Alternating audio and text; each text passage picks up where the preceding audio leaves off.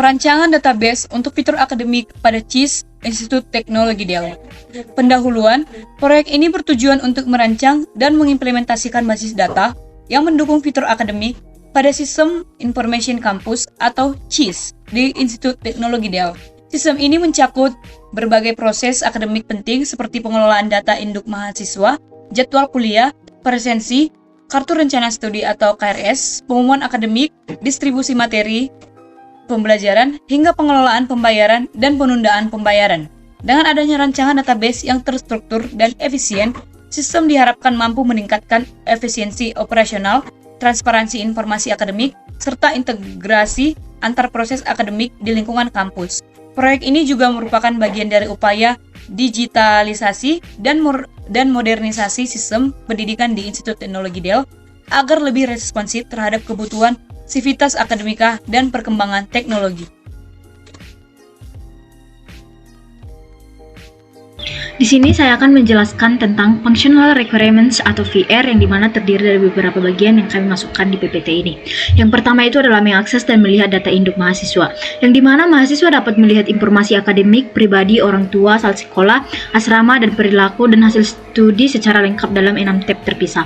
Yang kedua, mengedit data diri. Mahasiswa dapat mengakses formulir edit untuk memperbaharui data seperti NIM, tanggal lahir, jenis kelamin, alamat, email, foto dengan validasi wajib sebelum penyimpanan. Yang ketiga, pencarian dan akses mata kuliah. Mahasiswa dapat mencari mata kuliah berdasarkan tahun kurikulum, program studi, dan jenjang, lalu melihat detail lengkap termasuk SKS, dosen, jadwal, dan materi. Yang keempat, akses materi perkuliahan. Mahasiswa dapat melihat dan mengunduh materi teori dan praktikum berdasarkan minggu atau sesi kuliah. Yang kelima itu melihat presensi kuliah. Mahasiswa dapat melihat presentasi kehadiran per mata kuliah atau teori dan praktikum, serta rincian seperti kode mata kuliah, SKS, dan status kehadiran. Selanjutnya, penyusunan dan validasi KRS. Mahasiswa memilih mata kuliah berdasarkan semester dan tahun ajaran, kemudian mengirimkan untuk validasi oleh dosen wali. Sistem mendukung proses review, komentar, dan penguncian KRS jika telah disetujui. Pengolahan pengumuman. Admin, dosen, dan staf dapat membuat, mengedit, dan menghapus pengumuman. Mahasiswa hanya dapat melihat pengumuman yang sesuai dengan fitur pencarian atau filter. Selanjutnya, view modul kuliah dan nilai. Mahasiswa dapat mengakses modul mingguan, baik teori ataupun praktikum, silabus, RPP, nilai, dan daftar peserta kuliah dari menu utama. Manajemen keuangan atau finance. Mahasiswa dapat melihat tagihan, memilih metode pembayaran atau lunas, cicilan atau voucher, melihat detail dan status pembayaran, serta mencetak bukti pembayaran. Yang terakhir itu adalah melihat postpone payment. Mahasiswa dapat melihat daftar transaksi penundaan pembayaran lengkap dengan informasi tanggal transaksi, alasan, jatuh tempo baru, dan statusnya. Terus selanjutnya itu adalah Non-Functional Requirements atau NVR, yang dimana terdiri dari beberapa bagian. Yang pertama itu adalah ketersediaan sistem tinggi 24/7. Sistem CIS IT Dell dirancang agar dapat diakses oleh mahasiswa dan dosen kapan saja tanpa batas waktu. Hal ini penting karena fitur-fitur seperti KRS, presensi, dan pembayaran sering diakses di luar jam kerja. Terus aksesibilitas berbasis web atau cross device. CIS dapat diakses melalui berbagai perangkat seperti komputer, laptop, tablet, maupun smartphone yang mendukung browser modern sehingga memudahkan sivitas akademika untuk menggunakan sistem di mana saja dan kapan saja. Terus keamanan data mahasiswa dan transaksi. Data-data sensitif seperti nilai, NIM, informasi pribadi, serta transaksi keuangan dijaga dengan pengamanan melalui autentikasi login, pembatasan akses berdasarkan peran atau role-based access, dan validasi pada proses input atau edit data. Terus selanjutnya ada efisiensi penyimpanan dan proses query. Struktur database yang digunakan telah melalui proses normalisasi hingga 3NF sehingga data tersimpan dengan efisien, menghindari redundansi, dan mendukung eksekusi query yang lebih cepat dan ringan. Ada skalabilitas untuk jangka panjang. Sistem dirancang untuk menampung data akademik dalam jangka waktu panjang, mencakup data mahasiswa dari berbagai angkatan, histori nilai, KRS, pengumuman, presensi, serta transaksi keuangan yang terus bertambah. Saya akan lanjutkan untuk entitas dan penjelasan detail atribut PK dan FK-nya. Untuk FR yang pertama, manajemen data induk mahasiswa. Jadi, ini bertujuan untuk memungkinkan sistem menyimpan data lengkap mahasiswa, termasuk data pribadi dan keluarganya. Jadi, untuk entitas yang pertama adalah mahasiswa dengan PK NIM, kemudian atributnya berisi nama, email, tanggal lahir, alamat, agama, status, prodi, dan kelas. Kemudian untuk data pribadi terdapat PK-nya adalah ID data pribadi dengan atribut NIM sebagai foreign key, NIK, NISN, tempat lahir, tanggal lahir, jenis kelamin, golongan darah, nomor HP, alamat lengkap. Kemudian untuk data orang tua terdiri atas PK adalah ID data orang tua dengan atribut NIM sebagai foreign key, data ayah dan ibu, penghasilan pekerjaan, tanggungan wali. Kemudian relasi yang menciptakan entitas dan atribut ini, yang pertama relasi mahasiswa ke data pribadi one to one dan data orang tua. Jadi concern kita ataupun batasan dalam membuat database ini harus unik dan wajib ataupun tidak boleh nilainya not null. Jadi email pribadi mahasiswa itu harus valid dan unik. Kemudian untuk FR yang kedua ini bertujuan untuk mahasiswa memilih dan mendaftarkan mata kuliah untuk semester aktif dengan entitas KRS dengan atribut ID registrasi sebagai foreign key dan NIM sebagai ID registrasi sebagai primary key dan NIM sebagai foreign key. Kemudian tanggal lahir, tanggal registrasi, total SKS dan statusnya. Untuk perkuliahan dengan atribut ID perkuliahan sebagai primary key, kode matkul, tahun kurikulum, SKS dan dosen pengampu. Kita akan lanjut ke entitas berikutnya. Di sini untuk KRS perkuliahan itu menggunakan tabel many to many dengan relasi mahasiswa ke KRS, ke KRS perkuliahan, dan KRS perkuliahan ke perkuliahan. Dengan constraint ataupun batasan basis datanya, relasi many to many diatur oleh tabel penghubung, sehingga total SKS itu harus lebih besar sama dengan 0, dan batasnya lebih kecil sama dengan batas maksimum sesuai kebijakan. Kan bisa jadi untuk tingkat pertama itu SKS masih 18, kemudian jika sudah naik semester mungkin 19, dan mungkin bisa mencapai 21, dan sekian. Kemudian untuk efek 3 ataupun presensi mahasiswa ini, bertujuan untuk mencatat kehadiran mahasiswa pada setiap matkul dan sesinya. Yang pertama untuk entitasnya adalah presensi mahasiswa dengan atribut ID presensi mahasiswa sebagai PK, kemudian kode matkul, NIM, semester, tahun ajaran, presentase, dan kehadiran. Kemudian entitas yang kedua adalah matkul, yaitu referensi kode matkulnya dengan relasi mahasiswa mengikuti perkuliahan dan menghasilkan presensi. Jadi concern kita, presentasi kehadiran harus antara 0 sampai 100%. Jadi itu batasan kehadirannya. Mungkin jika kita selalu hadir, maka presentasi kehadiran kita adalah 100%. Untuk pengelolaan jadwal dan sesi kuliah di FR4 kali ini bertujuan untuk menampilkan jadwal lengkap sesi kuliah dan praktikum tiap makul. Jadi yang pertama entitasnya adalah sesi kuliah dengan atribut ID sesi sebagai primary key, kemudian kode matkul sebagai foreign key, tanggal sesi, minggu ke, sesi ke, dan jenis sesi. Kemudian sesi praktikum terdiri atas atribut ID sesi praktikum sebagai primary key, ID sesi sebagai foreign key, aktivitas, topik, dan waktu pengerjaannya. Kita akan lanjut lagi. Untuk relasinya, yaitu sesi perkuliahan terhubung ke matkul dan sesi praktikumnya adalah sebagian dari sesi kuliah. Jadi constraint-nya atau batasannya tanggalnya harus valid, kemudian sesinya hanya boleh ke 1 sampai 16 karena dalam satu semester itu terdiri atas 16 minggu. Kemudian untuk FR yang kelima yaitu penilaian mahasiswa itu adalah menyimpan nilai mahasiswa per matkul per semester juga. Jadi entitas yang pertama adalah nilai. Nilai ini berisi atribut ID nilai sebagai primary key, NIM, kode matkul, semester, tahun ajaran, nilai akhir, grade, tugas, UTS, dan UAS. Jadi untuk entitas yang kedua terdiri atas mahasiswa matkul dengan atribut adalah kombinasi NIM, kode matkul sebagai PK dan FK. Kemudian nilai. Dari sini terdapat relasi many to many untuk mahasiswa dan matkul dan disertai oleh nilainya. Kemudian concern batasan kita, nilainya harus di antara 1 sampai 100, kemudian grade A, B, C, D, E otomatis dari nilai akhir ataupun level aplikasi. Misalnya jika di CIS, jika levelnya 79,5 sampai 100 adalah A, kemudian 72 sampai 79 adalah AB, kemudian 64,5 sampai 71,5 adalah B, kemudian 40-an sampai 64,5 adalah C, dan selanjutnya 0 sampai 36 adalah E. Kita lanjut untuk FR6 adalah pengelolaan pengumuman akademik dengan tujuannya adalah memungkinkan dosen ataupun admin mengirim pengumuman kepada mahasiswa. Jadi yang pertama itu adalah entitasnya pengumuman. Atributnya yaitu ID pengumuman sebagai primary key, judul, isi tanggal, tanggal berakhir, status, dan PINET. PINET ini berarti pengumumannya di PIN ataupun masih pengumuman penting. Kemudian kategori pengumuman terdiri atas atributnya kombinasi ID kategori pengumuman sebagai primary key dan nama kategori, kemudian deskripsinya. Di sini terdapat relasi dari entitas itu. Yang pertama sesi perkuliahan terhubung ke matkul.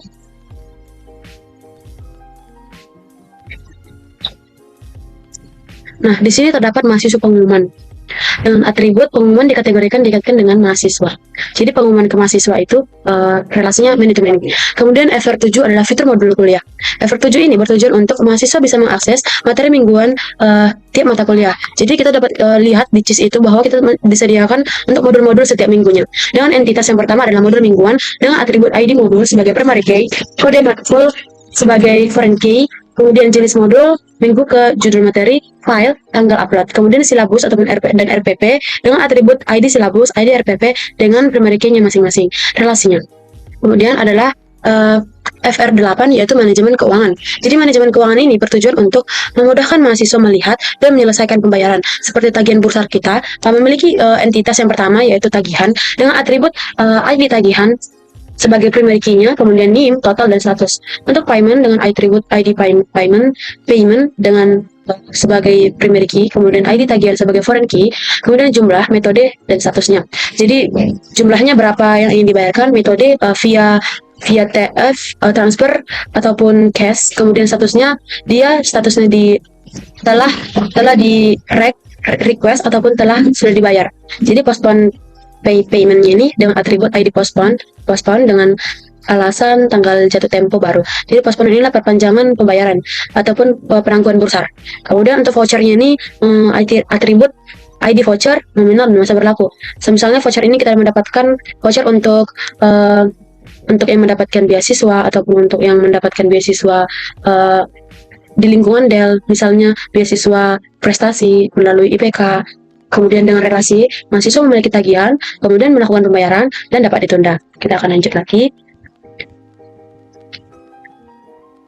Untuk non-functional requirement ataupun NFR yang terimplementasi di database. Jadi NFR security keamanan data ini, NFR untuk security ataupun keamanan data untuk realisasi di sistem adalah akses penggunaan berdasarkan hak.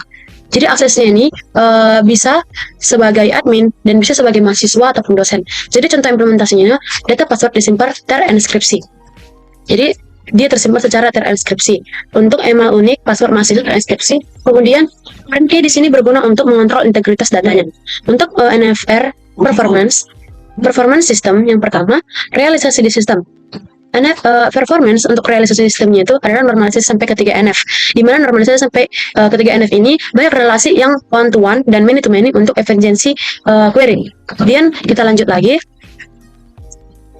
Untuk non-functional requirement yang NFR untuk reliability itu memastikan keutuhan dan ketahanan data. Jadi PK dan FK memastikan data saling valid dan terhubung. Kemudian contoh implementasinya adalah setiap entitas memiliki constraint ataupun batasan. Seperti yang tadi, nilai harus di antara rentang 0 sampai 100 dan seperti modul perkuliahan di antara 1 sampai 16 karena dalam satu semester itu kita hanya memiliki 16 minggu. Kemudian untuk NFR scalability ataupun scalabilitas mudah berkembang, untuk ini desain entitas modular mudah ditambah seperti fitur e-learning ataupun kuis. Jadi realisasi di sistem ini rancangan tabel bisa diperluas. Misalnya di CIS itu dapat dimasukkan fitur seperti vote ataupun hal-hal yang ingin dibahas di dalam DEL. Misalnya kita memiliki di form yang ingin diisi sebagai tempat kita memperluas informasi mengenai perlombaan yang ingin diikuti dan sebagainya. Kemudian contoh implementasinya adalah modul voucher pengumuman bisa bertambah. Misalnya pengumuman mengenai keasramaan, mengenai peraturan terbaru terkait makanan di DEL, perbawaan makanan di DEL dan sebagainya. Kemudian untuk kita akan lanjut lagi di NFR maintainability, kemudian kemudahan pemeliharaan. Jadi maintainability ini adalah nama tabel dan field konsisten dan deskripsi, relasi dijelas. Ini naming atau struktur tabelnya harus konsisten. Naming adalah penanaman dan struktur tabelnya harus konsisten. Contoh implementasinya adalah mahasiswa pengumuman dan matkul dosen. Maksudnya adalah di sini entitas mahasiswa memiliki pengumuman dan matkul itu diampu oleh beberapa dosen. Kemudian testability adalah daya uji sistem. Untuk realisasinya adalah memudahkan untuk menguji fitur spesifik, misalnya hanya KRS ataupun hanya presensi. Untuk contohnya bisa mengisi 5 data mahasiswa dan 5 data matkul lalu uji query join KRS. Mungkin sekianlah untuk bagian NFR dan entitas penjelasan detail atribut PK dan FK-nya akan dilanjutkan oleh rekan saya.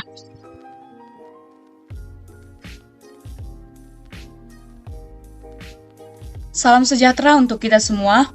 Di sini saya akan mempresentasikan hasil rancangan Entity Relationship in Diagram atau ERD yang kami susun untuk sistem informasi akademik.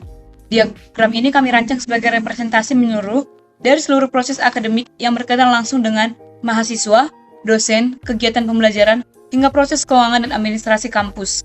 Sebelumnya saya minta maaf jika gambar yang saya sediakan di sini kurang jelas, Anda dapat mengaksesnya pada link G Drive yang telah kami sediakan di laporan akhir kami. Untuk mengaksesnya lebih jelas. Baiklah, langsung saja saya jelaskan di sini. Saya akan memperbesar tampilannya agar lebih jelas.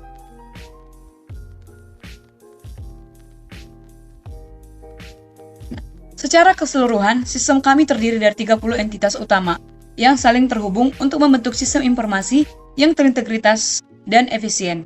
Fokus utama kami adalah pada entitas mahasiswa, karena hampir seluruh fitur akademik dalam sistem ini berpusat pada akademik dan kebutuhan mahasiswa selama menempuh perkuliahan di ITDL ini. Nah, yang pertama kita mulai dari entitas mahasiswa. Entitas mahasiswa menjadi pusat dari sistem ini. Di dalamnya terdapat informasi penting seperti NIM, nama, jurusan, angkatan. Lalu, status mahasiswa, aktif, cuti, lulus, dan lain-lain. Dan selanjutnya, atribut pendukung lainnya. Selanjutnya, mahasiswa memiliki relasi langsung ke beberapa entitas pendukung. Yang pertama, data pribadi. Informasi pribadi seperti alamat, tempat lahir, dan kontak darurat.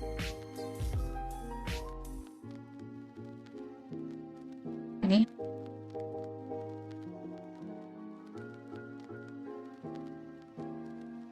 Selanjutnya, data akademis mencakup IPK semester dan status beasiswa.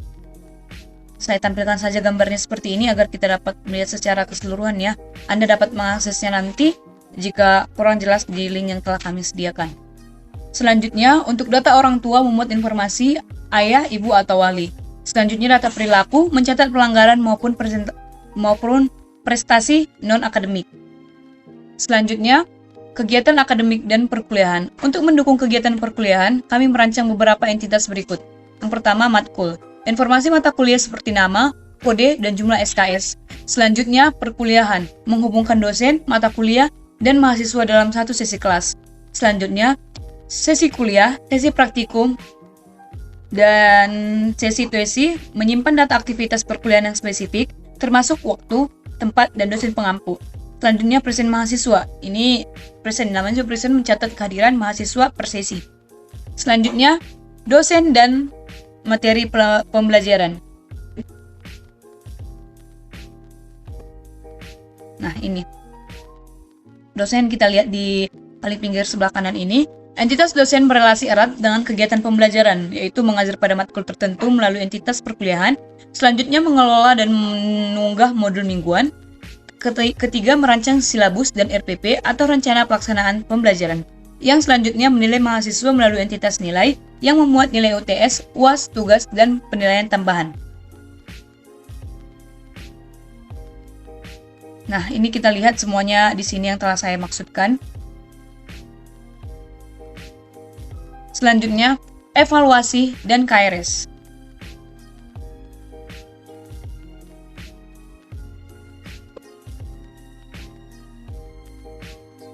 Evaluasi pembelajaran dilakukan melalui yang pertama nilai, menyimpan hasil evaluasi tiap mata kuliah. Yang kedua, mahasiswa pengambil matkul, mencatat mahasiswa yang mengambil mata kuliah tertentu beserta nilainya.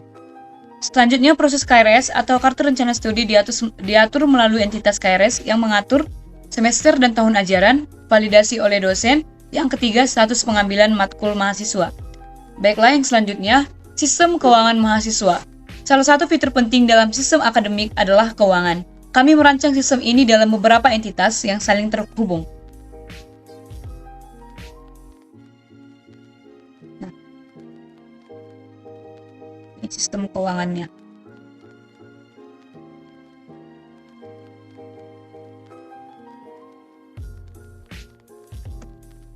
Yang pertama itu tagihan, mencatat jenis dan jumlah tagihan per mahasiswa. Yang kedua, payment, menyimpan data pembayaran. Yang ketiga, payment detail, menyimpan data dari setiap transaksi pembayaran. Selanjutnya, voucher, berfungsi sebagai potongan tagihan. Yang selanjutnya, request penangguhan atau post payment. Mahasiswa dapat mengajukan penundaan pembayaran beserta alasannya. Selanjutnya, histori tagihan, menyimpan catatan historis seluruh pembayaran mahasiswa. Dan yang terakhir, finance staff, yang di sini maksudnya adalah mencatat siapa yang memproses dan menyetujui proses transaksi keuangannya. Selanjutnya, informasi dan pengumuman. Untuk informasi dan pengumuman bisa kita lihat di sini.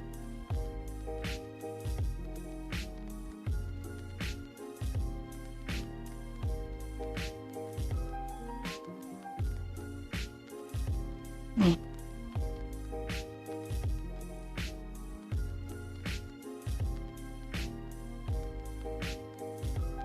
Nah, sistem ini menyediakan fitur pengumuman yang dapat dikategorikan sesuai kebutuhan seperti yang kami sediakan di IRD kami ini, pengumuman akademik, keuangan, kegiatan kampus, dan lain-lain ya.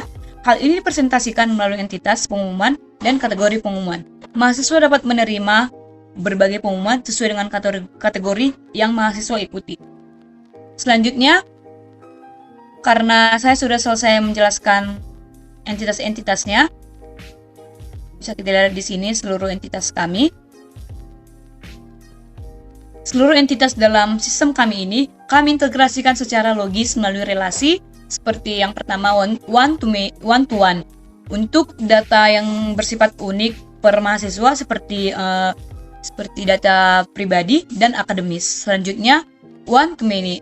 One to many ini bisa kita lihat seperti pembayaran, pengumuman atau sisi kuliah. Selanjutnya many to many, seperti hubungan antara mahasiswa dan pengumuman atau pengambilan mata kuliah. Baiklah, dengan desain IRD ini, kami bertujuan untuk menciptakan sistem informasi akademik yang terstruktur dan mampu menjawab berbagai kebutuhan akademik secara digital. Mulai dari pengelolaan data mahasiswa, proses perkuliahan, penilaian hingga administrasi keuangan. Semuanya kami representasikan dengan alur yang jelas dan mudah dikembangkan ke sistem nyata. Selanjutnya langsung saja di sini saya menjelaskan CDM dan PDM. Yang pertama kita mulai dari CDM. Ini adalah CDM yang telah kami buat.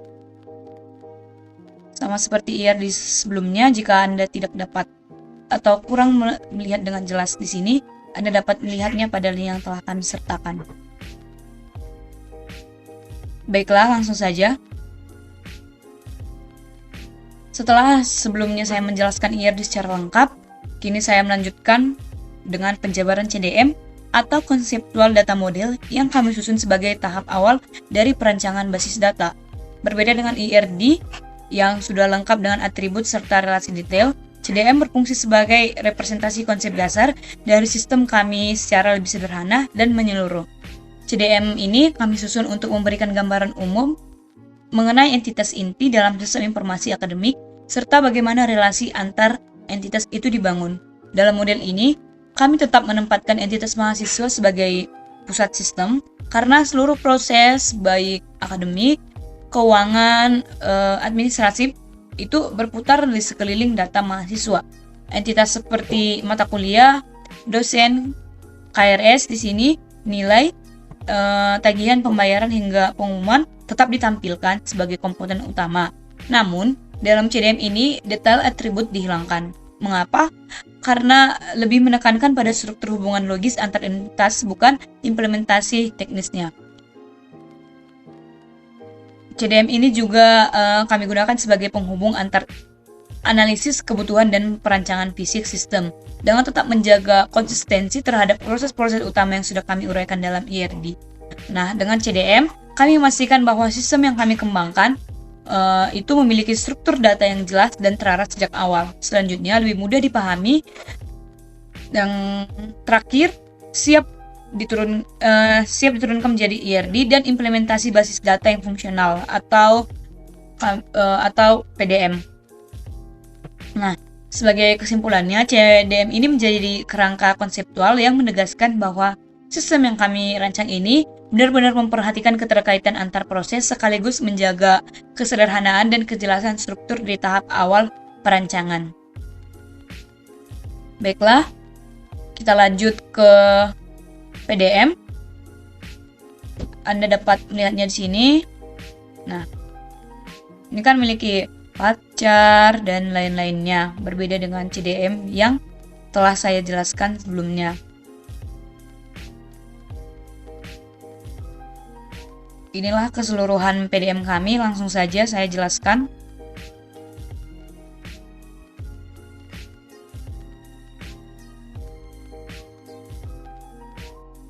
Nah, PDM ini atau physical data model merupakan bentuk nyata dari rancangan proyek yang kami susun ini. Disinilah seluruh konsep relasi dan atribut yang sebelumnya abstrak mulai terjemahkan ke dalam struktur fisik basis data yang siap digunakan, seperti yang saya jelaskan tadi sebelumnya. Nah, pada PDM ini, setiap entitas diturunkan menjadi tabel dan setiap atribut memiliki tipe data, panjang field, serta notasi primary dan foreign key yang jelas. PDM ini memperlihatkan bagaimana sistem benar-benar akan berjalan di SQL. Misalkan kan di sini tipe data seperti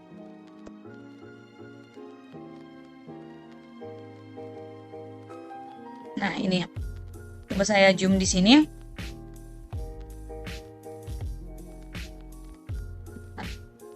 Ini tipe data seperti varchar, integer, date, hingga teks kami tentukan secara spesifik berdasarkan kebutuhan data tiap atribut. Bisa kita lihat di sini, contohnya ini kan 20, 50, 100, 50. Nah, untuk penamaan tabel dan kolom telah kami sesuaikan dengan database-nya agar lebih konsistensi nantinya dan mudah dibaca. Lalu setiap relasi antar tabel telah dilengkapi dengan constraint seperti foreign key atau FK untuk menjaga integritas data dan meminimalisir anomali. Selain itu, dalam PDM ini kami juga memastikan bahwa seluruh tabel telah terstruktur secara optimal tanpa redundansi data. Ya, kita lihat keseluruhan tabelnya telah optimal dan tanpa redundansi data. Selanjutnya, proses normalisasi telah diterapkan di PDM kami ini. Dan setiap aspek sistem mulai dari data mahasiswa, akademik, hingga keuangan benar-benar terintegrasi pada PDM kami ini. Dengan demikian, PDM ini bukan hanya sekedar PDM itu, tetapi juga menjadi fondasi untuk pengembangan sistem informasi akademik secara nyata nantinya. Lalu sebagai penutup, PDM ini membuktikan bahwa sistem yang kami rancang siap diimplementasikan, stabil dalam penyimpanan data, dan mendukung berbagai proses akademik secara menyeluruh. Terima kasih telah mengikuti seluruh tahapan perancangan kami, mulai dari IRD, CDM, hingga PDM.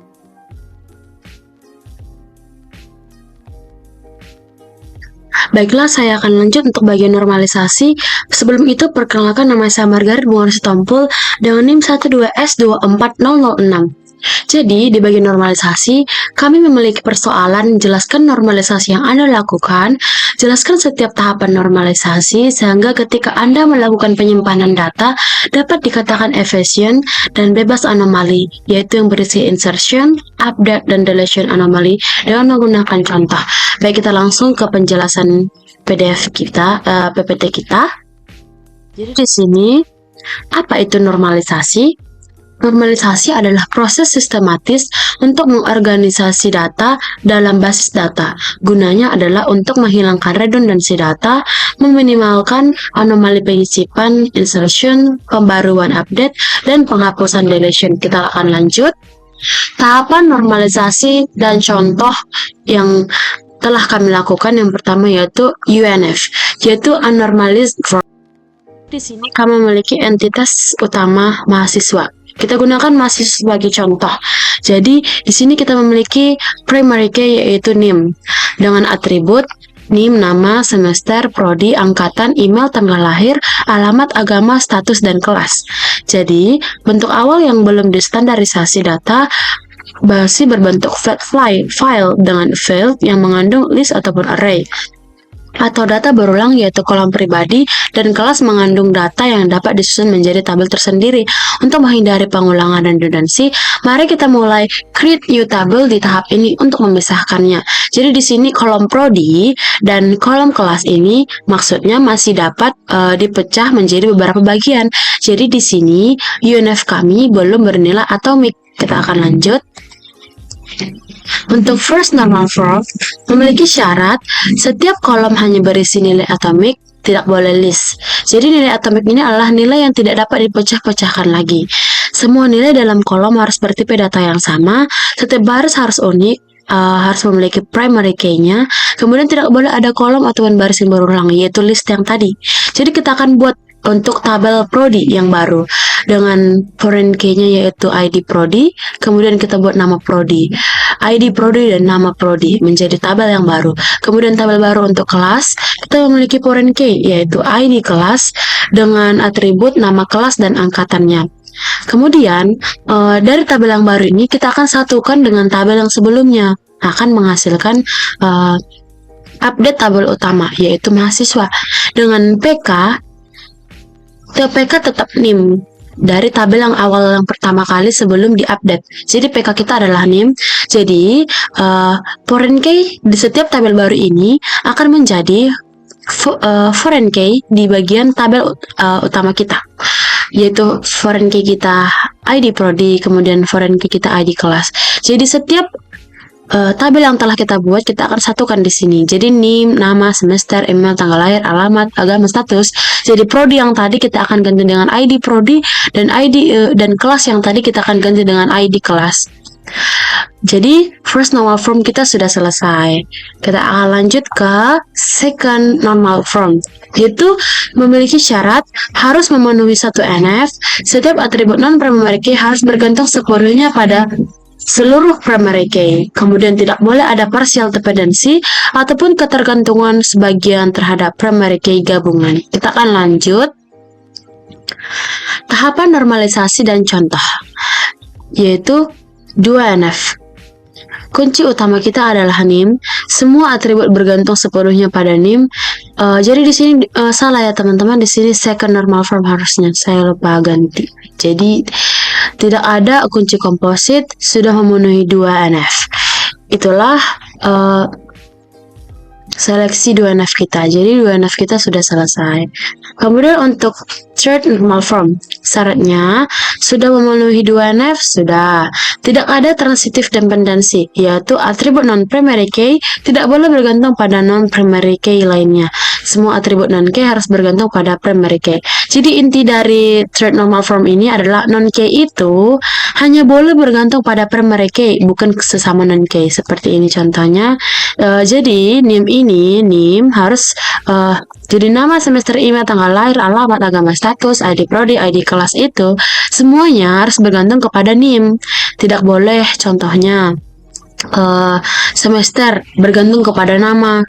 Jadi itu tidak boleh. Misalnya lagi nama ini memiliki seperti tanggal lahir, alamat, agama, status ini semester tidak boleh bergantung kepada hanya nama. Jadi semuanya harus bergantung kepada NIM karena nama di sini tidak merupakan primary key. Jadi di sini ID prodi dan ID kelas pun harus bergantung kepada NIM. Kemudian kita lanjut.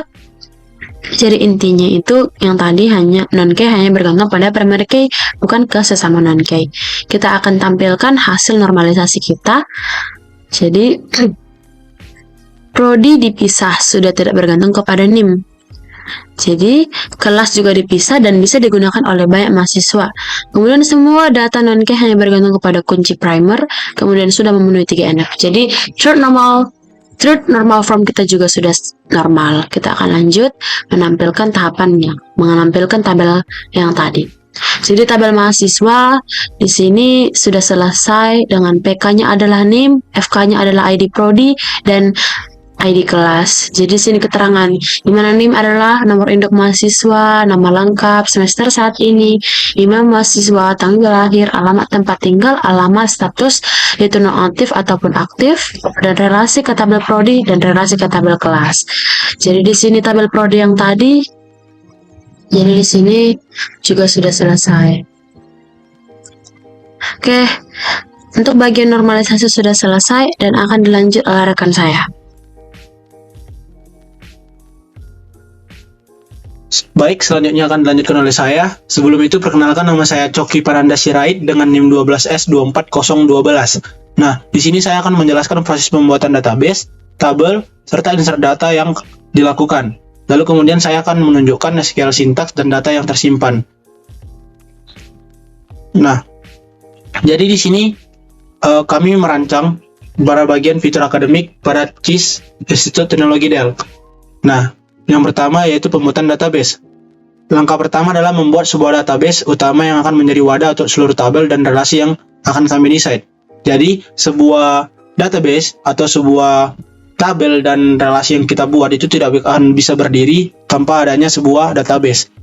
Nah, untuk membuat database sendiri itu menggunakan query yaitu create database, di mana nama database-nya. Di mana di sini kami membuat namanya sesuai yang sudah ada pada ketentuan yaitu Bastard 2025 kelompok 2 sistem informasi. Lalu yang kedua yaitu pembuatan tabel. Nah, berdasarkan hasil analisis kebutuhan sistem dan desain ERD yang sudah kami buat, kami membuat beberapa tabel utama seperti mahasiswa, data orang tua, mahasiswa matkul, dosen, dan lain-lain. Kemudian, setiap tabel itu dirancang dengan tipe data yang sesuai dan relasi antar tabel menggunakan primary key dan foreign key. Nah, di sini ada contohnya, yaitu beberapa contoh, di mana sini ada tabel mahasiswa. Jadi untuk membuat tabel mahasiswa ini kita menggunakan create table, nama tabelnya yaitu tabel mahasiswa dengan NIM sebagai primary key, di mana tipe datanya adalah varchar dengan panjangnya adalah 10.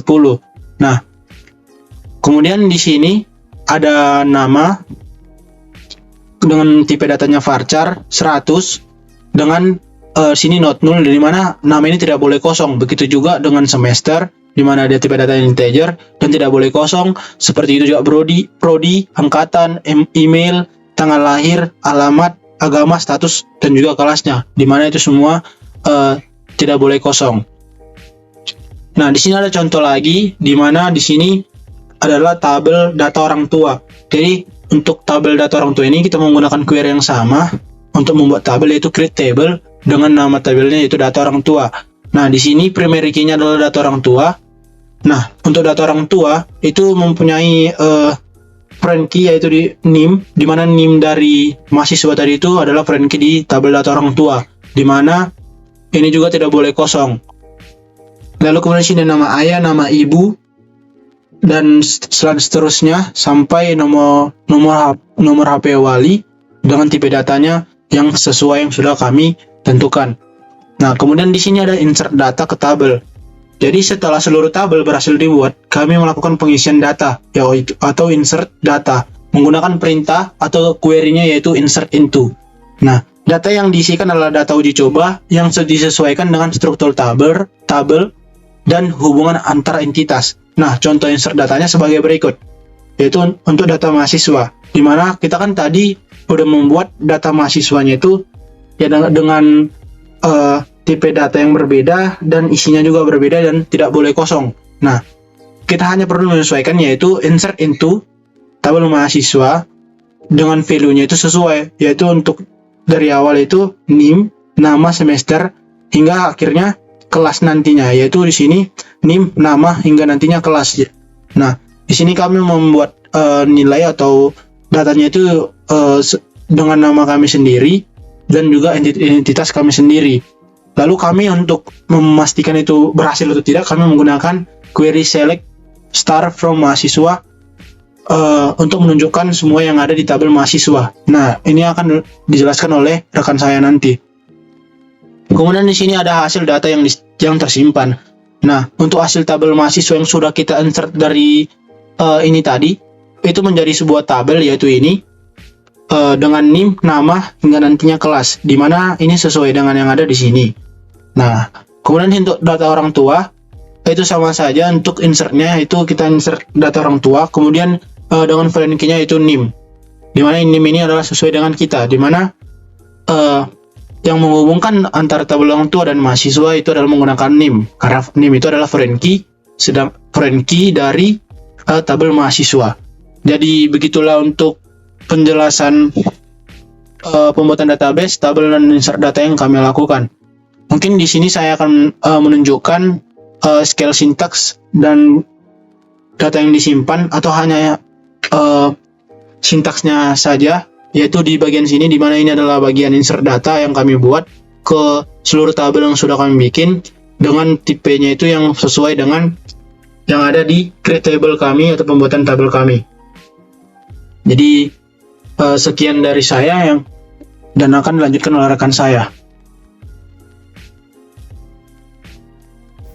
Baik, di video kali ini saya akan menjelaskan yaitu mengenai basic syntax query, yang kami gunakan pada tugas besar kali ini, yaitu meliputi select, update, set operators, aggregate function, dan juga null value, di mana masing-masing sintaks ini kami akan membuat minimal 5 contoh. Untuk penjelasan yang lebih spesifik, saya akan menggunakan atau menjelaskan melalui SQL. Di sini ada SQL yang pertama, sintaks yang pertama. Nah, query ini kita pakai untuk menampilkan daftar mahasiswa yang berasal dari jurusan sistem informasi. Makanya di sini menggunakan kondisi where prodi sama dengan sistem informasi. Lalu akan dihasilkan mahasiswa yang prodi sistem informasi saja. Setelah kita execute akan muncul seperti ini, sama seperti query kita yang kita minta untuk memunculkan prodi sistem informasi saja. Lalu selanjutnya yaitu untuk query yang kedua, di sini adalah kita untuk menampilkan pengumuman yang mulai setelah tanggal 1 Mei 2025. Tujuannya di sini supaya kita ingin melihat pengumuman yang terbaru atau yang lebih fresh. Setelah kita execute akan muncul pengumuman di mana tanggal mulainya itu mulai dari 1 Mei 2025 sampai seterusnya. Lalu untuk query yang ketiga di sini, query ini digunakan untuk mencari matkul yang ada kata basisnya di mata kuliah. Jadi kita di sini menggunakan sintaks like, lalu ada tanda petik 1% basis. Ini gunanya untuk memfilter kata-kata basis yang ada di mata kuliah tertentu. Setelah kita execute, nah muncul dia nama matkul yang mengandung kata basis, yaitu dengan nama mata kuliah basis data. Lalu selanjutnya untuk query yang ini digunakan untuk menampilkan atau mengelompokkan mahasiswa berdasarkan prodinya. Lalu kita akan menghitung, yaitu count, menghitung mahasiswa tiap prodi. Jadi kelihatan di sini di mana prodi yang paling banyak mahasiswanya. Setelah ini misalnya kita execute, nah akan muncul di sini bahwa program studi sistem informasi itu jumlah mahasiswanya itu ada 6 orang. Untuk query yang selanjutnya menampilkan detail akademik dan email akademik tiap mahasiswa. Di sini kita akan menggabungkan dua tabel, yaitu mahasiswa dan juga data akademik, yang dihubungkan melalui kolom NIM yang sama. Lalu tujuannya ini supaya kita bisa melihat status akademik dari mahasiswa dan juga kita bisa melihat email akademik yang dikasih sama kampus. Di sini bisa kita lihat setelah kita execute, di sini ada nama mahasiswa, status akhirnya itu ada di sini aktif, dan juga akan diberikan masing-masing email akademik dari setiap mahasiswa. Untuk query yang selanjutnya di sini yaitu untuk menampilkan mahasiswa yang presensinya itu 100%. Maksudnya di sini query ini berguna untuk mencari mahasiswa yang mana presensi atau kehadirannya itu sempurna alias 100%. Setelah kita execute akan muncul ID presensi mahasiswa. Di sini bisa kita lihat ID presensi mahasiswa dan juga bisa dilihat di sini presensi atau kehadirannya itu yang 100% saja. Baik, untuk sintaks yang selanjutnya yaitu update. Update di sini gunanya untuk mengubah suatu tabel atau juga kolom ya teman-teman. Nah, untuk query yang pertama di sini kita mengubah alamat salah satu mahasiswa dengan NIM 12S24012 di sini. Dimana kita akan set alamatnya itu menjadi Medan, Sumatera Utara. Setelah kita update, execute, maka NIM dengan 12S24012 ini alamatnya itu akan menjadi Medan, Sumatera Utara. Selanjutnya untuk query yang kedua yaitu di sini ada mengubah atau mengupdate nama dosen pengampung. Kita mengapa mungkin kita mengupdate tabel dosen pengampung ini mungkin karena ada kesalahan gelar di nama dosen atau mungkin ada perubahan di nama resminya. Lalu setelah kita jalankan, maka nama dosen dengan ID D0 S001 itu akan berubah menjadi yang kita set ini, Dr. Asido Saragi M.Sc. Lalu di sini gunanya itu untuk query selanjutnya untuk mengubah atau mengupdate nama mata kuliah. Nah, kita di query ini kita mengganti nama mata kuliah yang kode mata kuliah MAS1201 itu menjadi matematika dasar. Matematika dasar 2. Setelah kita execute, maka kode mata kuliah MAS1201 ini akan menjadi matematika dasar 2, di mana sebelumnya itu nama mata kuliahnya itu MADAS 2 saja. Lalu untuk query yang selanjutnya teman-teman, ada mengupdate modul mingguan.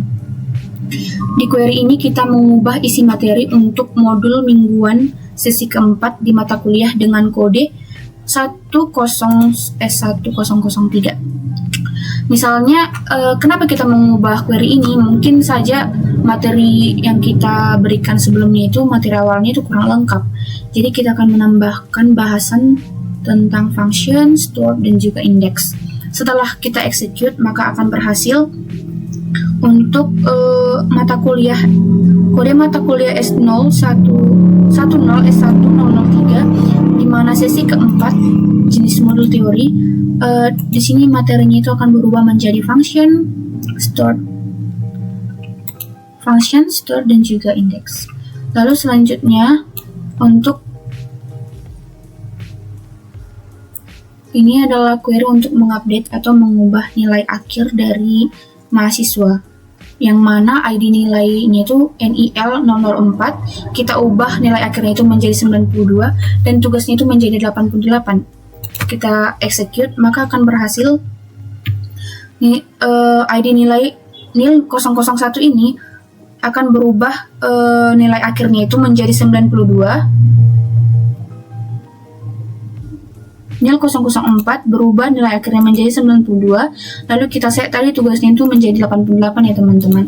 Berarti di sini untuk update itu berhasil. Lalu untuk selanjutnya di sini adalah untuk mengubah metode dan status pembayaran. Kita akan mengubah status pembayaran atau jenis pembayaran dengan ID pembayaran, yaitu where, kita gunakan kondisi where PYM 005.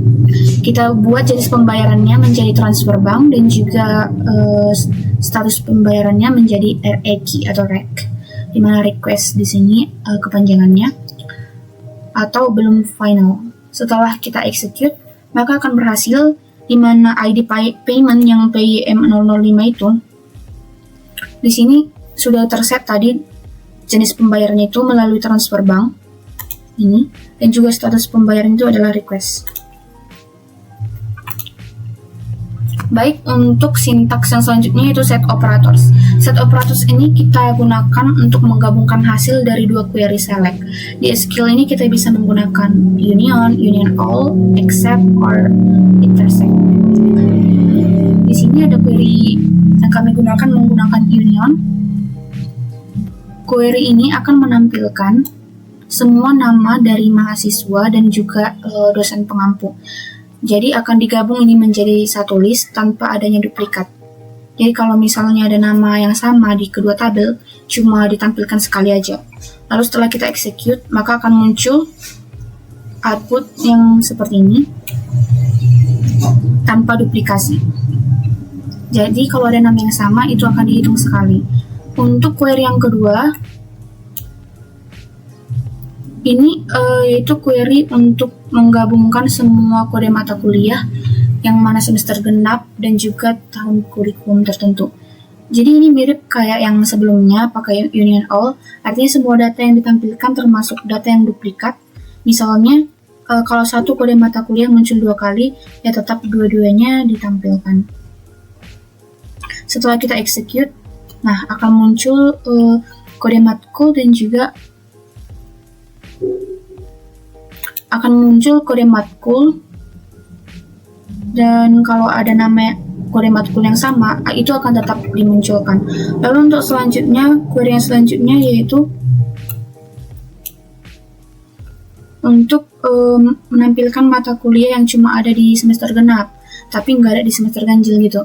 Nah, di sini kita menggunakan except, artinya itu untuk mencari data yang cuma ada di satu query, tapi nggak ada di query lainnya. Jadi di sini kita mencari mata kuliah yang cuma ada di semester genap dan nggak ada di semester ganjil. Setelah kita execute, inilah dia nama mata kuliah yang ada di semester genap saja, nggak ada di semester ganjil. Lalu untuk selanjutnya, query ini untuk di sini kita menggunakan intersect. Ini adalah query yang berguna untuk memunculkan kedua tabel, yaitu teman sekamar dan juga tabel KRS. Untuk intersect kita mengambil data yang ada di dua-duanya. Jadi misalnya kalau ada orang yang namanya muncul sebagai teman sekamar dan juga terdaftar di KRS, itu yang akan ditampilkan. Setelah kita execute, nah ternyata data-datanya belum ada, berarti belum ada teman sekamar dan juga KRS yang namanya muncul sebagai teman dan juga yang terdaftar di KRS tersebut. Lalu kita lanjut saja untuk query yang selanjutnya, yaitu ini adalah query di mana untuk menampilkan daftar teman sekamar dan juga mahasiswa KRS, di mana di sini kasusnya itu boleh duplikat. Ya, ini sama aja kayak sebelumnya, tapi kita gabungkan semua data dari dua tabel dengan union all. Di sini kita menggunakan union all. Jadi kalau ada nama yang sama akan tetap ditampilkan dua kali. Jika kita execute, maka hasilnya akan seperti ini. Lalu untuk sintaks yang berikutnya yaitu aggregation function. Di SQL, aggregation function itu gunanya untuk mengolah data dalam jumlah besar. Jadi satu nilai ringkasan. Contohnya kayak menghitung jumlah, rata-rata atau average, nilai tertinggi, dan lain-lain. Untuk query yang saya blok ini, di sini kita menggunakan count buat menghitung total semua baris di tabel teman sekamar. Yang artinya kita mau tahu berapa banyak teman sekamar yang tercatat. Setelah kita execute di sini, setelah di count, berarti total semua teman itu ada 25 orang. Untuk query yang selanjutnya yaitu untuk menampilkan rata-rata SKS dari seluruh perkuliahan. Di sini kami menggunakan average atau rata-rata, di mana gunanya untuk mencari rata-rata dari nilai SKS. Semua mata di sini akan mencari rata-rata SKS dari semua mata kuliah yang ada di tabel perkuliahan. Jadi kita bisa tahu rata-rata beban SKS dari tabel perkuliahan itu berapa. Baik, setelah kita execute, bisa kita lihat di sini outputnya, rata-rata SKS-nya itu adalah 2.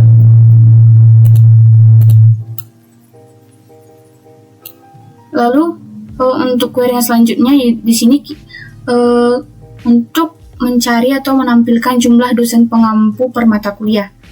Nah, kita mau tahu dalam satu mata kuliah tertentu berapa banyak dosen yang mengajar. Oleh karena itu kita menggunakan di sini count, lalu di group by berdasarkan ID perkuliahan supaya bisa dihitung per mata kuliah. Setelah kita runkan, ini adalah hasil outputnya. Ada di sini tertera per masing-masing ID perkuliahan dan juga jumlah dosennya. Lalu untuk query yang selanjutnya, di sini kita meminta atau ingin menampilkan nilai tertinggi dari tiap mata kuliah. Jadi query ini berguna untuk mencari nilai akhir tertinggi di setiap mata kuliah. Kita menggunakan max di sini atau nilai akhir. Setelah kita execute, nah ini adalah nilai akhir tertinggi dari setiap mata kuliah. Ada 4 mata kuliah, di mana ada sini kode mata kuliahnya. Misalnya ada MADAS ya, tadi kode mata kuliah ini adalah MADAS, nilai tertingginya itu 80. Lalu selanjutnya yaitu kita ingin mencari rata-rata nilai akhir dari semua mata kuliah. Kalian menggunakan average di sini. Setelah kita execute, ternyata nilai rata-rata akhir dari semua mahasiswa adalah 88. Jadi kita bisa tahu berapa performa dari seluruh mahasiswa secara keseluruhan. Lalu untuk query yang selanjutnya, di sini ada nilai, kita ingin mencari atau menampilkan nilai tertinggi dan terendah untuk satu mata kuliah. Misalnya kita ingin mencari nilai maksimal dan juga minimum mata kuliah dengan kode MAS 1201. Nah, setelah kita run-kan, ternyata untuk nilai minimum, untuk nilai tertinggi dan juga terendah di mata kuliah, di kode mata kuliah MAS 1201 ini yaitu 80, dan juga nilai terendahnya itu adalah 80. Baik, untuk sintaks yang selanjutnya yaitu null value. Di bagian null value, yaitu null value adalah data yang kosong atau null. Jadi di database itu kadang kita bisa melihat ada nilai atau data yang kosong. Ini penting untuk dicek supaya data kita lengkap dan tidak ada yang hilang. Yang bisa kita bisa buat laporan atau buat solusi supaya tidak terjadi error di basis data kita. Lalu misalnya di sini di query yang pertama ini kita mau mengecek data wali mahasiswa yang belum diisi, di kita execute. Ternyata untuk data akademik di mana wali mahasiswanya itu yang nilainya kosong atau data yang kosong adalah seperti berikut. Selanjutnya untuk mempersingkat waktu, saya akan mencoba menampilkan ini. Ini adalah untuk menampilkan baris dari tabel pelanggaran mahasiswa yang masih memiliki nilai 0. Jadi setelah kita execute, nah ternyata untuk ID unit, tanggal, deskripsi pelanggaran, dan juga tindakan itu 0. Di sini artinya masih belum, data yang dimasukkan belum ada, atau bahkan mungkin pelanggaran yang dilakukan mahasiswa itu tidak ada, seperti itu.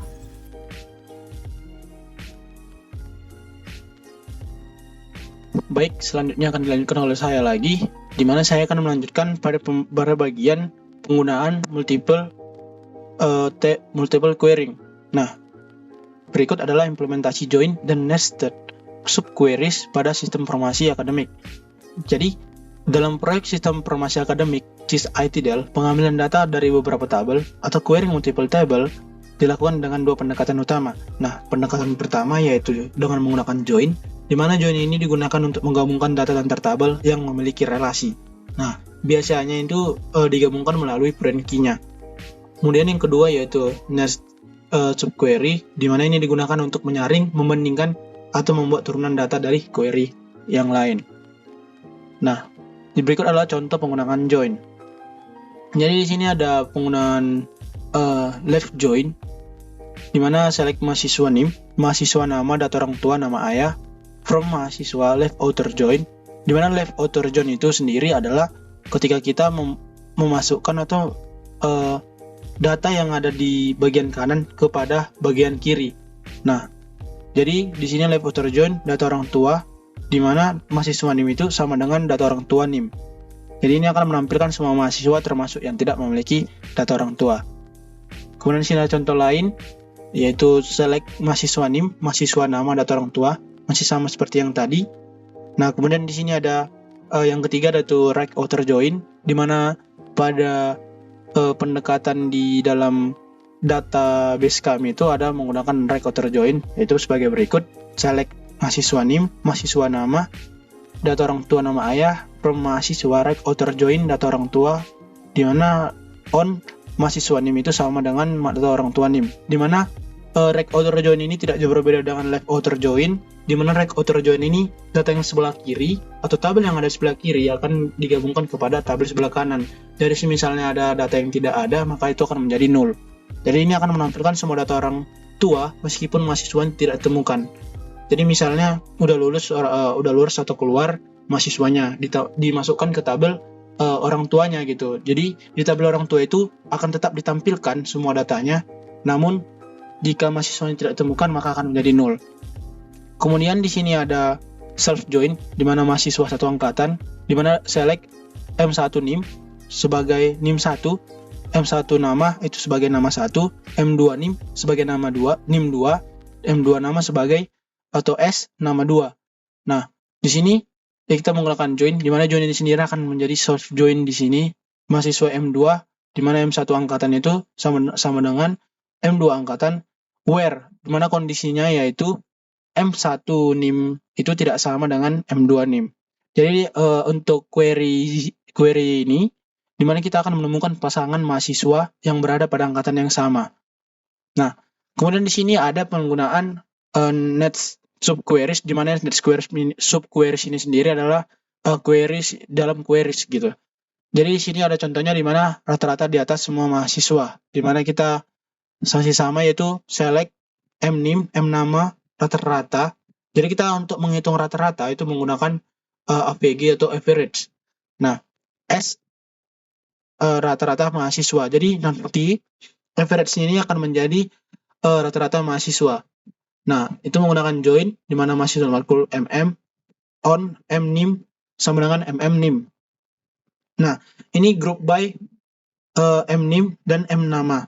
Jadi group by ini sendiri itu harus ada di dalam query ini, di mana itu karena kita menggunakan query untuk rata-ratakan atau menjumlahkan atau bahkan kita count atau menghitung itu group by ini adalah untuk supaya dia lebih benar gitu. Nah, di mana yang dia memiliki rata-ratanya itu nilainya itu lebih besar dari semua rata-rata nilai dari mahasiswa matkul. Jadi ini adalah menggunakan subquery untuk membandingkan rata-rata nilai tiap mahasiswa dengan rata-rata semua mahasiswa. Kemudian di sini ada subquery yaitu untuk nilai tertinggi per mata kuliah, yaitu dengan select. Di sini ada select matkul dan berikut. Kemudian di sini ada join mahasiswa MH ke on nim, MH nim. Nah, ada join lagi di mana ini akan join. Kemudian di sini ada nested query-nya di mana di dalam join kita mempunyai query lagi di mana select kode matkul, di mana max, di mana itu max itu adalah nilai tertinggi. Nah, kemudian X nilai max dari mahasiswa matkul, group by kode matkul.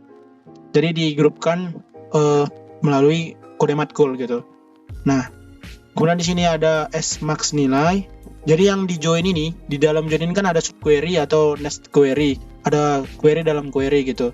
Nah, ini akan menjadi max nilai nantinya, di mana kodenya itu, kode matkulnya itu sama dengan max nilai dari kode matkulnya, dan nilainya itu sama dengan max nilai max. Di mana subquery dalam from digunakan sebagai tabel sementara untuk mendapatkan nilai tertinggi per matkul. Jadi subquery dalam from tadi itu yang sudah kita bikin ini subquery ini akan menjadi tabel sementara untuk mendapatkan nilai tertinggi per matkul.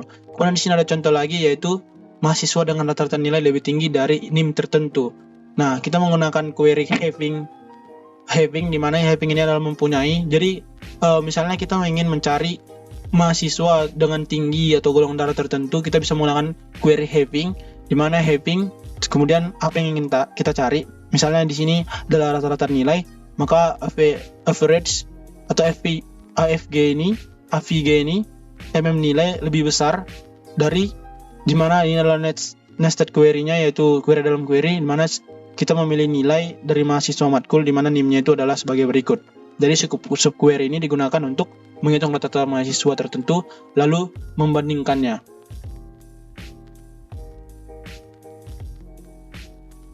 Baik, di sini saya akan menjelaskan implementasi view yang kami buat dari tabel-tabel dari poin 7 sampai 8. Di sini mungkin di PPT ini kami buat beberapa aja untuk menghemat waktu dan juga slide PPT. Namun untuk penjelasannya saya akan menjelaskan melalui SQL saja. Untuk value untuk view ya. Oke. Di sini untuk view ada banyak, namun saya akan menjelaskan beberapa aja. Mungkin yang pertama, untuk query yang pertama di sini. Nah, ini view ini gunanya untuk mencari mahasiswa di mana nilai rata-ratanya itu lebih tinggi dari rata-rata semua mahasiswa. Logikanya kita menghitung rata-rata tiap mahasiswa terlebih dahulu, lalu kita mencari atau filter nilai yang lebih tinggi dari semua rata-rata mahasiswa. Setelah kita execute, nah ini dia nilai mahasiswa di atas rata-rata, yaitu si Nikah Sucia dan juga si Desnita. Lalu selanjutnya untuk view daftar view daftar mahasiswa dan juga daftar orang tua. Gunanya view ini untuk memberikan info mahasiswa beserta nama ayah, nama dan nama ibunya. Jadi itu semacam biodata singkat keluarga.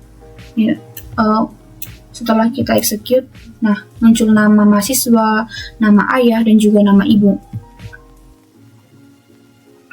Untuk view yang berikutnya, di sini bisa kita lihat. Nah, view mahasiswa dengan nilai lebih tinggi dari mahasiswa tertentu.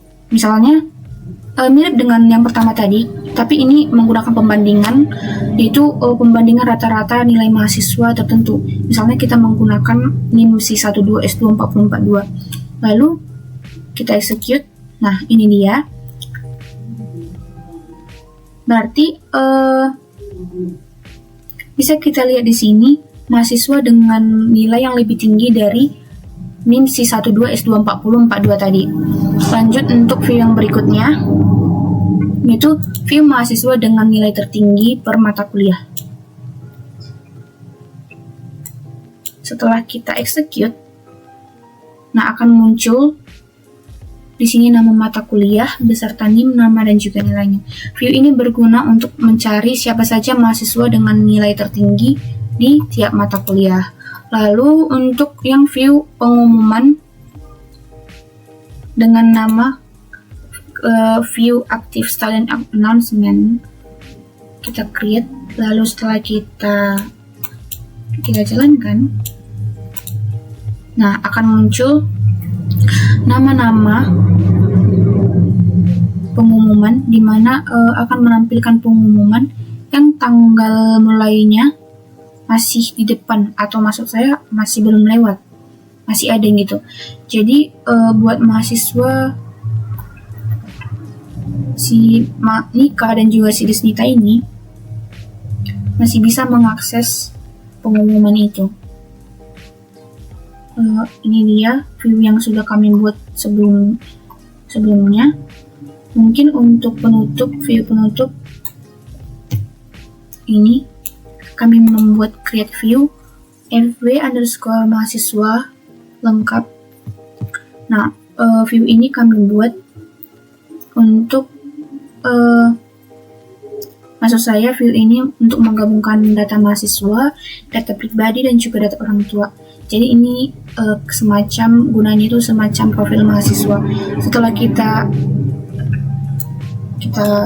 execute, nah akan muncul dia seperti biodata mahasiswa ya, yang saya bilang tadi. Ada nama mahasiswa, prodi, angkatan, email, alamat dan juga yang lain-lainnya. Di sini ada mahasiswa dengan Andi Wijaya, di mana nilainya itu non value, artinya datanya belum dimasukkan ya teman-teman. Mungkin untuk penjelasan implementasi view sekian dulu dari saya. Saya mengucapkan terima kasih.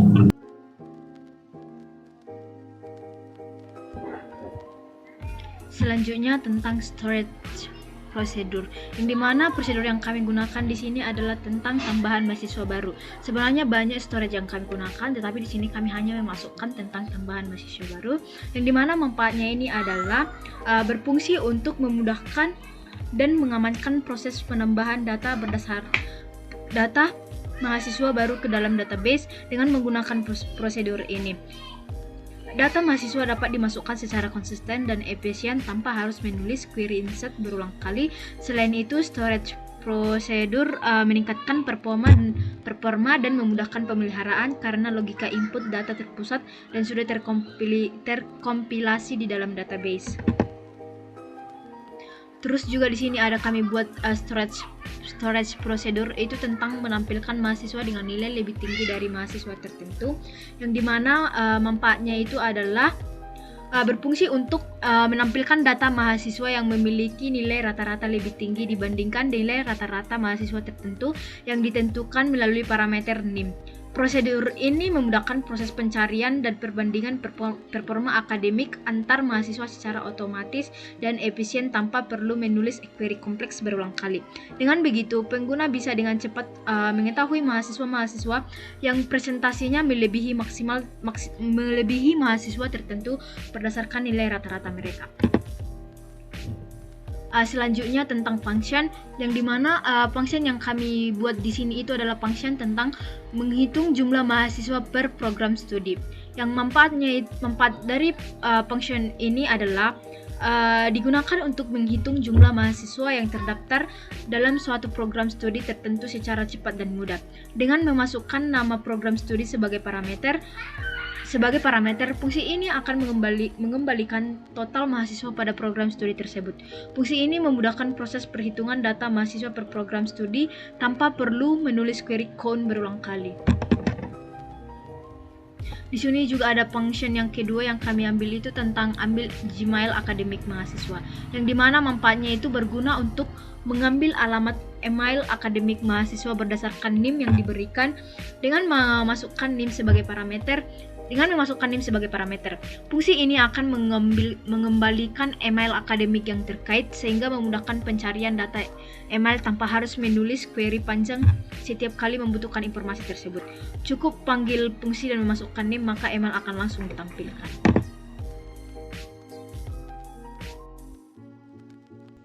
Refleksi dan saran. Jadi, refleksi untuk per anggota kelompok bagi saya bahwa kelompok kami telah membagi tugas berdasarkan keahlian. Contohnya, saya lebih paham di bidang normalisasi, jadi saya akan bertanggung jawab pada bagian normalisasi, sementara anggota lain fokus pada bagian-bagian yang lain seperti IRD, CDM, PDM, dan lain sebagainya. Untuk kesulitan yang kami temui selama pengerjaan ini adalah manajemen waktu. Kan banyak submitan yang telah kami lalui selama beberapa hari terakhir, sehingga itu menyebabkan kami kesulitan untuk menyelaraskan jadwal. Misalnya ada anggota yang lain telah menyelesaikan tugasnya dan yang lainnya ternyata masih belum, sehingga kami tidak dapat berkumpul dan menyelesaikan proyek basis data kami. Kemudian untuk teknis, beberapa anggota mengalami kesulitan memahami konsep teknis dalam proyek. Misalnya saya mengalami beberapa kesulitan dalam menormalisasikan sebagian dari normalisasi yang telah saya kerjakan selama ini. Kemudian untuk komunikasi, kami mengalami beberapa sedikit miskomunikasi yang menyebabkan duplikasi salah satu tugas. Kemudian cara mengatasi kesulitannya, kami membuat suatu room chat untuk membahas proyek basis data kami, serta kami lebih sehingga membuat tim kami mampu menyelesaikan proyek tepat waktu dan lebih kompak. Untuk saran penyelenggaraan tahun depan, saya berharap untuk Ibu lebih transparan dalam memberitahu kapan proyek ini dapat disubmit dan apa-apa saja yang harus dilakukan di jauh-jauh hari, sehingga kami dapat menyelesaikannya dengan maksimal. Untuk sesi bimbingan, saya berharap juga bukan selama pembelajaran ini saja untuk konsultasi, namun saya berharap bahwa Ibu dapat membuka konsultasi setiap minggunya secara rutin. Mungkin sekianlah evaluasi dan saran yang dapat saya berikan. Semoga dapat bermanfaat untuk kita semuanya. Terima kasih. Baik, di sini saya akan membagikan refleksi dari saya, di mana untuk pembagian tugas itu sendiri sudah sangat tepat dan adil, karena pembagiannya itu dilakukan dengan secara kok gitu ya.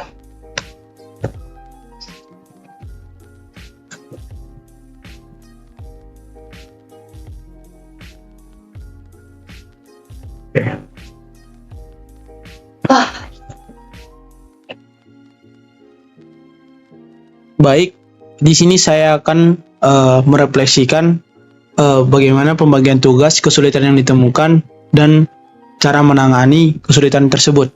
Jadi untuk pembagian tugasnya sendiri itu sudah sangat adil dan tepat, di mana kami membagi tugas menggunakan keunggulan di bidang masing-masing. Jadi masing-masing dari kami mempunyai keunggulan yang dimana itu menjadi mempermudah atau mempercepat dalam proses pengerjaan proyek ini.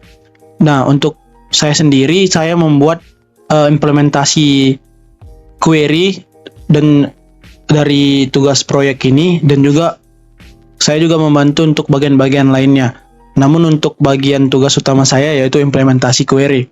Nah, untuk kesulitan yang saya temukan selama mengerjakan proyek ini, khususnya untuk bagian saya yaitu query, yaitu error dalam menghubungkan antara tabel melalui foreign key, di mana errornya itu biasanya terjadi karena salah sintaks ataupun saya masih belum memberikan foreign key kepada tabel sebelumnya. Nah, lalu untuk kesulitan eksternal yaitu pada saat hujan dan juga pada saat jaringannya itu atau jaringan yang ada di dalam kampus baik di luar kampus yaitu nge-lag atau tiba-tiba bermasalah, sehingga ketika menggunakan SSMS-nya itu terjadi bug, atau bahkan ketika saya sudah memasukkan atau menjalankan query-nya itu terjadi error.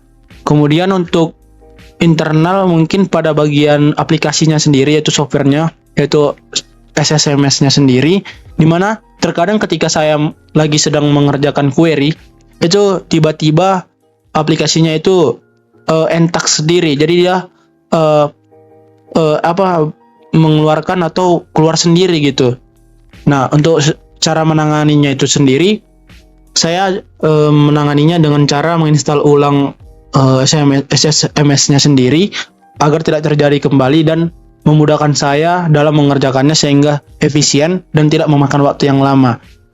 Jadi mungkin itu saja refleksi dari saya. Terima kasih.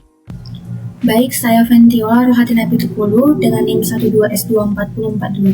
Refleksi dari saya sendiri yaitu selama mengerjakan proyek tugas besar kali ini, saya merasakan bahwa prosesnya sangat menantang, mulai dari segi manajemen waktu dan juga kerjasama tim. Untuk tanggung jawab saya dalam proyek kali ini yaitu menganalisis semua proses bisnis yang terjadi dalam fitur akademik, selanjutnya membuat beberapa flowchart yang relevan dengan itu, lalu merancang IRD dan juga PDM, selanjutnya membangun beberapa tabel fisik, hingga menulis beberapa SQL query. Meskipun tugasnya sudah dibagi sejak awal, dalam praktiknya seringkali kami dan juga saya harus turun tangan untuk memperbaiki di bagian atau tugas lain, karena adanya perubahan atau kebutuhan tambahan. Salah satu tantangan yang paling nyata dalam tugas ini yaitu menyesuaikan waktu pengerjaan dengan aktivitas lain, terutama kalau tugas-tugas yang lain itu juga menumpuk. Untuk menyiasatinya, saya mencoba membuat jadwal pribadi agar bisa mengatur waktu dengan lebih baik. Nggak jarang juga saya harus meluangkan waktu ekstra, bahkan di luar jam istirahat, untuk memberikan hasil yang terbaik atau pengerjaan yang terbaik untuk tugas kali ini.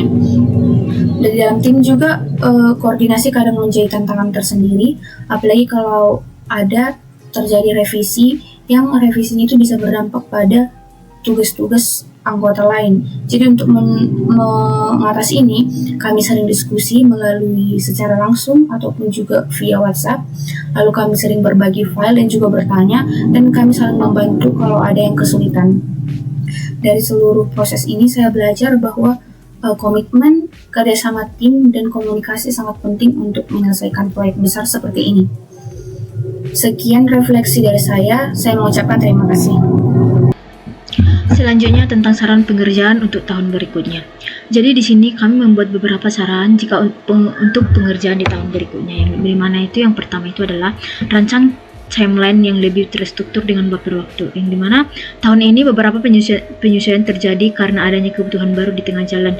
Disarankan agar tahun depan dibuat timeline dengan tahapan yang lebih jelas, misalnya analisis, desain, implementasi, pengujian, disertai buffer waktu untuk revisi agar pekerjaan tetap terkendali meskipun terjadi perubahan. Terus yang kedua itu libatkan stakeholder sejak awal hingga akhir proses. Libatkan pengguna utama misalnya bagian akademik, dosen wali, dan bagian keuangan dalam setiap phase terutama analisis dan validasi desain data. Ini membantu memastikan setiap sistem benar-benar relevan dan sesuai kebutuhan operasional di lapangan. Terus saran yang ketiga itu adalah gunakan data dummy yang lebih realistis sejak awal. Penggunaan data dummy yang menyerupai kondisi nyata akan sangat membantu dalam pengujian query dan prosedur. Hal ini juga mempercepat deteksi kekeliruan relasi antar entitas atau logika sistem. Terus kembangkan template dokumentasi standar agar setiap perubahan, revisi dan desain baru terdokumentasi dengan rapi. Buatlah template dokumentasi standar untuk ERD, CDM, PDM, query penting, prosedur, dan skenario uji coba. Ini akan sangat berguna untuk tim berikutnya dalam memahami riwayat pengembangan. Selanjutnya, terapkan review kode dan desain secara berkala. Lakukan review desain dan query secara berkala bersama tim teknis dan non-teknis. Ini akan membantu menangkap kesalahan sejak dini dan memperkuat kolaborasi tim. Terus selanjutnya ada kami siapkan panduan penggunaan untuk user akhir. Selain sisi teknis, tahun depan disarankan menyiapkan panduan penggunaan sistem bagi user seperti dosen dan admin akademik. Ini akan mendukung adopsi sistem dan mengurangi kebutuhan pelatihan manual. Yang terakhir itu adalah lakukan evaluasi pasca penerapan atau post implementation review. Setelah sistem digunakan buat sesi evaluasi untuk mencatat kelebihan dan kekurangan sistem dari sudut pandang pengguna. Masukan ini penting untuk iterasi pengembangan di tahun berikutnya. Jadi untuk refleksi kami selama mengerjakan tugas proyek ini adalah yang pertama, kami sudah menyelesaikan tugas ini dengan baik walaupun kami beberapa kali mengalami kesulitan seperti pembuatan IRD, CDM, PDM dan juga di bagian query.